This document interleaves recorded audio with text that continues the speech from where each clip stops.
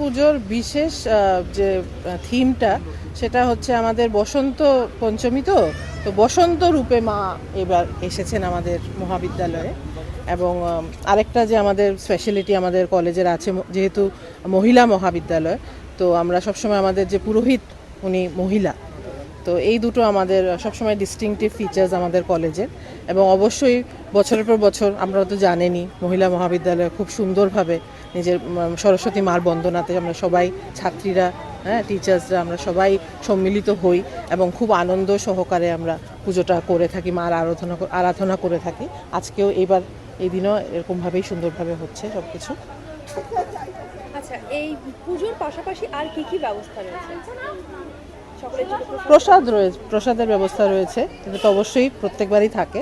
এবং আমাদের মোটামুটি যে আপনারা দেখছেন যে অ্যারেঞ্জমেন্টটা হয়েছে সে খুবই সুব্যবস্থিতভাবে, তো যারা মাকে দর্শন করতে আসবেন খুব সুন্দরভাবে আসবেন, প্রণাম করবেন এবং প্রসাদ ডিস্ট্রিবিউশন ওই সাইডটাতে হচ্ছে, তো ওখানে ওনারা স্মুথলি চলে যাবেন আর প্রসাদ গ্রহণ করবেন। এবং তো মানে ব্যবস্থিতভাবে সুন্দরভাবে মানে যত কোথাও কোনো ক্যাওস না হয় এরকম সুন্দরভাবে আমাদের পুজোটা প্রত্যেকবারই হয়, এবারও হচ্ছে। একটা জিনিস একটু অ্যাড করে দিই, যেহেতু madam convener, with her permission আমি বলছি। দেখুন, আমাদের তো মহিলা কলেজ, তো ওখানে কিন্তু মেয়েদের থেকে কোনো অ্যাডমিশন ফি নেওয়া হয় না, বা আমরা কোনো সরস্বতী পূজা পারপাসে কোনো চাঁদা কোনো কিছু কালেকশন করা হয় না। আমাদের যে সঞ্চিত যা কিছু ওখান থেকে যেটুকু বেঁচে যায় তার থেকেই কিন্তু আমরা পুজোটা আয়োজন করছি।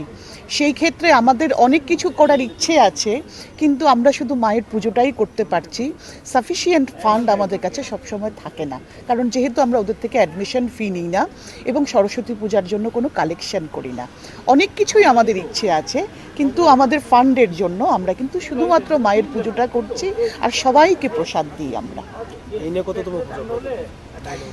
পুজো তো দেখুন 1965 শুরু হয়েছে, তখন থেকেই পুজো হচ্ছে, তো 2026 চলছে।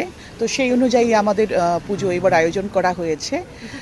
আগামীতে মহিলা বিশ্ববিদ্যালয় হবে, তো তখন হয়তো আরও নতুন রূপে মা সেজে উঠবেন। এবার আমাদের থিম হচ্ছে মা বাসন্তী রূপে সেজেছেন। প্রত্যেক বছর নয়, যে মেয়েটি পুজো করছে, যে পুরোহিত পুজো করছেন, সে কিন্তু আমাদের এই কলেজেরই ছাত্রী, সংস্কৃত বিভাগের ছাত্রী ছিলেন। তো আমি বেশ কয়েকবার থেকেই দেখছি ওকে দিয়ে পুজো করানো হচ্ছে এবং খুব সুন্দরভাবে সঠিক মন্ত্রোচ্চারণের মাধ্যমে বিধি বিধান মেনেই কিন্তু ও পুজোটা করছে। তো আমরা চাইছি ও যতদিন থাকবে আমাদের সাথে ওকে দিয়েই আমরা পুজো করাতে চাইছি। ছাত্রীরা আছে, প্রাক্তন ছাত্রছাত্রীরা আমাদের এখানে আসে। এখন পরীক্ষার সময় চলছে না, অনেকেরই ব্যাক পেপার আছে, অনেকের রেগুলার স্টুডেন্টস আছে, তো আসবে আমাদের মেয়েরা। দুপুরের দিকে তো সবাই আসবে। পুজোর আয়োজনেও প্রাক্তন এবং নবীন সবাই আছে। আমার নাম ডক্টর মণিদীপা দত্তগুপ্তা। আমার নাম অনন্যা সিনহা, কনভেনার, সরস্বতী পূজা কমিটি। খুবই মজায় সব মানে পুরোটাই আমাদের কাউন্সিল রুমের পক্ষ থেকে হয়। সব স্টুডেন্টসরাই থাকে, প্রাক্তন নবীন সবাই থাকে, কিন্তু আমাদের স্টুডেন্ট কাউন্সিল যারা আছি তারাই একটু বেশি থাকে। তো আমরা পুরোটাই কালকে গেছি মূর্তি আনার জন্য, সব স্টুডেন্ট ম্যাডামদের নিয়ে গেছি। তো এখন আবার সকাল সকাল এসে পুজোতে অংশগ্রহণ করেছি, পুজোর কাজ করছি, তো অনেকটাই ভালো লাগছে। আমি পার্সোনালি গত 2 বছর ধরে কলেজেই থাকি, কারণ কলেজে অনেক কাজ থাকে। আমি বাড়িতে যাই, বাড়িতে গিয়ে ফ্রেশ হয়ে আবার কলেজেই আসি। কলেজটাতেই আমি সারাদিন কাটে, কারণ ম্যাডামদের কিছু সাহায্য লাগে, তো একজন তো থাকা দরকার। তো এই জন্য আমি কলেজেই থেকে অতিবাহিত করি আর কি পুরোটা দিন। আর খুবই মজা হয় কলেজে থেকে, কলেজের চত্বরে থেকেই খুবই মজা হয় আমাদের। নাচ গান হবে, প্রসাদ খাই, এখানেই থাকি সারাদিন। সেটা নিয়ে তো যার যার মানসিকতা, যে পুজো করবে কি করবে না, তো এতে যার যার মানসিকতা।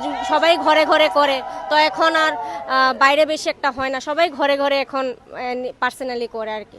আর আমরা কলেজের পুজো তো এবার ইউনিকই, পুরোটাই আগে রুমের ভিতর হতো, তো এখন বাইরে, এবার বাইরে হচ্ছে। আমাদের মুহূর্ত এবার ইউনিক, যে এবার মাকে একটু অন্যরকম গয়না পরাবো, অন্যরকম স্টাইলে মাকে আনবো, তো ওইটাই আর